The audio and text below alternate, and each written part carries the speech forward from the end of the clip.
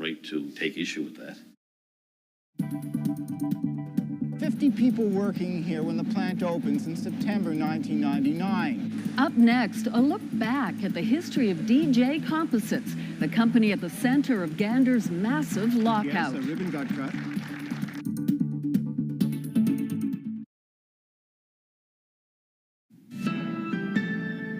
Welcome back to Here and Now. We had made calls. We did everything under the sun in order to meet with the Premier. So we had a very good meeting and got the union perspective of what is, I believe, to be 651 days now of a lockout. A long-awaited meeting was held today between the union representing locked-out DJ Composite workers and Premier Dwight Ball. The employees have been on the picket line since December of 2016. DJ Composites is a U.S.-based aerospace manufacturing company that's been operating in Gander since 1999. We've dipped into the CBC archives to look at our coverage showing the history of the company. Here's what we found. 250 new jobs for the town of Gander. It was standing room only in Gander when Premier Tobin and Craig Dobbin from Canadian Helicopters unveiled plans to manufacture parts for the new Cormorant helicopter in Gander. The company's using more than $9 million of the province's money and a lot of its own. It'll make plastic and fiberglass floors and walls. There'll be 50 people working here when the plant opens in September 1999. They hope to have 250 people working here after 6 years.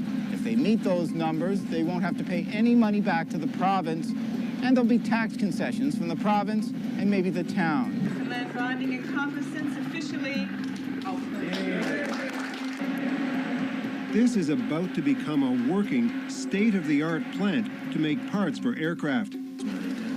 Mark Billard and Carol Collis put together the tough skin of the helicopters. You're pretty lucky when you get a chance to have a job in your hometown.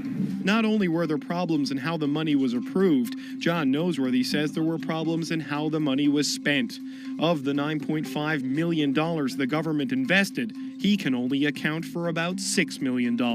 When we looked at the 9.5 for tooling and equipment, the listing that we were provided with for that actually totaled $7.4 million, and the invoices at the time only added up to $6.3 million. The provincial government's involvement with CHC Composites might not be over despite the problems with this current deal. The plant hasn't made money since it opened, but Dobbin says he's looking to expand his Gander operation. And he's asking the provincial government to pump millions more in public money into his company. Striking workers settled in for the long haul. They say working inside the plant was becoming unbearable. We didn't like how we were being treated, so we joined the union. And now they're trying to take what we had before away from us. The plant opened 4 years ago. Government gave the company nearly $10 million in exchange for 225 jobs. The company never met that goal. Last spring, another $1 million of taxpayers' money was given to the company. This morning, workers on their coffee break were still coming to terms with the bad news. Some have just found out. 100 unionized jobs gone. Another 20 management and non-union jobs also cut. Shirley Mullett and her husband will both be out of work. The company says it didn't lose any major contracts, but its customers have cut back on their orders. It was supposed to be the cornerstone for a new aerospace industry in Gander. But by 2009, CHC had been sold to an American company and more than 2/3 of the Gander workers were laid off. But I think the history of it is that it was obvious from day one that Canadian Helicopter Corporation, or CHC, had no interest whatsoever in running that plant in Gander. It was a money-losing venture right from day one. The new owners, DJ Engineering in Augusta, Kansas, a company that has made aircraft parts for Boeing and Lockheed and helicopter parts for Bell. And so I think it's a positive for this new company to come in and take it over. At least at this point in time, they're expressing interest in maintaining the place for the future. Heli One, now DJ Composites, has been rehiring in the last few months. The union says there are about 75 people now back working at the plant.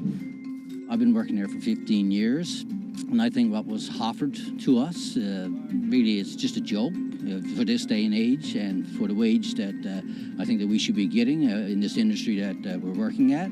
I think it's pretty bad when an American company cannot just give us. I mean, we're not asking for the world. We just want to make a living and provide for our families. Here's a look at St. John's Harbor, a live shot from the rooms in downtown St. John's. Not a bad evening out there. It looks very nice. It looks very calm and pretty clear. So we'll find out more about the weather. Yes, right after the break.